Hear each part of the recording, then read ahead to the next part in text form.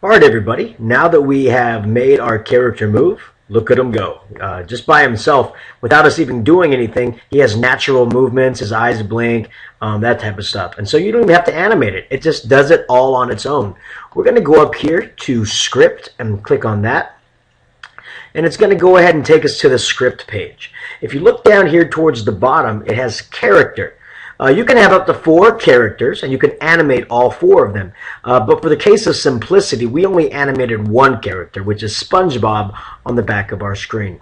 In the iMovie tutorial, I'm going to show you a 3-character green screen using SpongeBob, Patrick, and his little snail friend. But for our cases, this is SpongeBob all by himself. When you're ready to record, make sure you have your script in hand and understand that you're going to talk about it in segments. So you don't have to read the entire script all at once. And I wouldn't recommend that you do. I recommend that you talk in about maybe 5 to 10 second increments so that if you mess up, you can always just delete that little portion. I'm going to come up here to the record button. I'm going to click on record, and it's going to ask, how would you like to input it? Well, right now, I have a microphone on, so that's what I'm going to go ahead and use. I'm going to lower the volume just a little bit because sometimes I have a loud voice. And then I'm going to click record.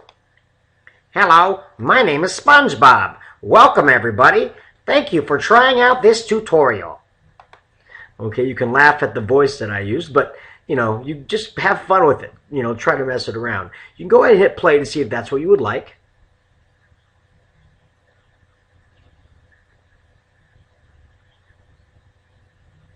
Okay, I like the way that is. I'm going to click OK.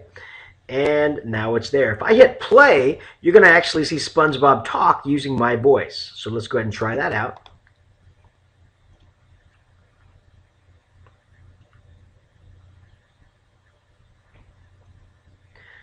All right, that looked pretty good, but let's say we don't like the voice itself. I'm going to come down here to where it says script, and I'm going to double click on it.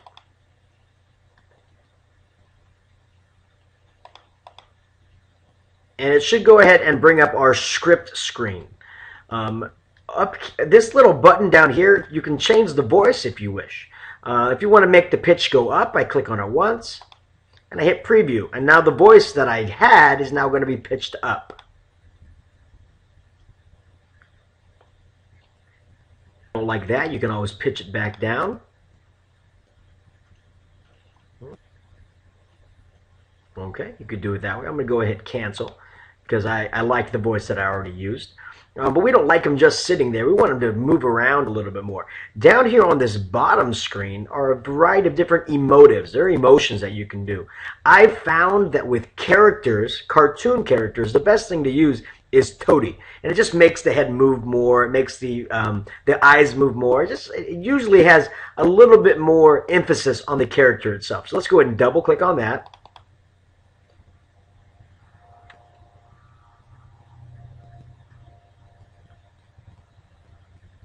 And that works pretty good. If you don't like that, say you want to be angry.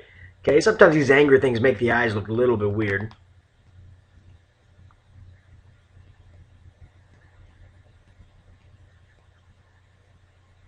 Okay, so that works. I'm going to go ahead and go back down to Toady. I like that one quite a bit. Okay, so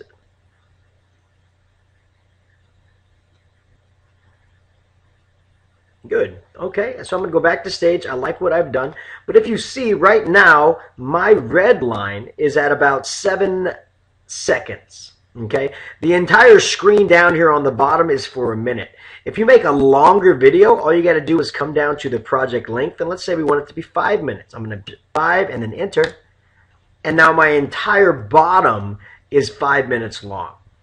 But we don't. But if once you go to an output, once you try to make this movie, it's going to be 5 minutes long. So if all you have is 7 minutes of you talking, then it's going to be 7 minutes. I mean, sorry, 7 seconds of you talking. It's going to be 7 seconds of you, and then the rest of it's just going to be SpongeBob doing that, looking a little bit creepy. So we're going to go ahead and change it. We're going to look over here at current time. That's how much time you've talked, and we're going to go ahead and change the project length to that.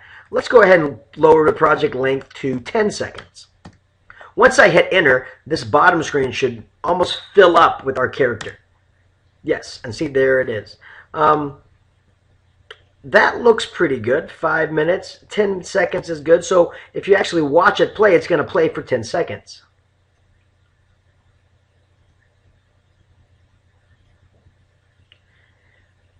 And then it goes all the way to 10 seconds, and then it stops.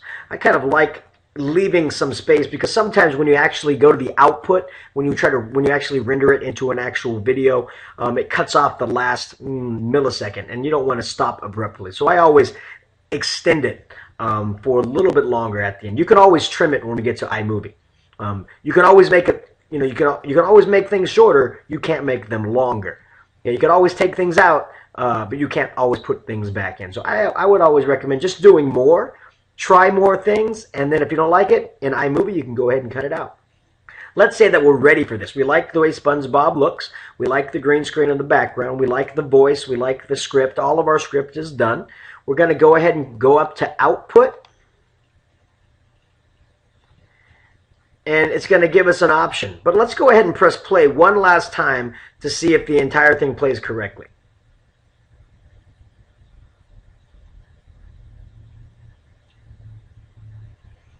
Okay, so that preview is going to be exactly what it looks like when you finally render it. We're going to go ahead and render this file. Let's go ahead and keep it as an AVI. We're going to look down over here at what we would like it to be. For our sakes, let's go ahead and just do DVD NTSC. That's DVD quality, okay, and the aspect ratio of what the United States uses.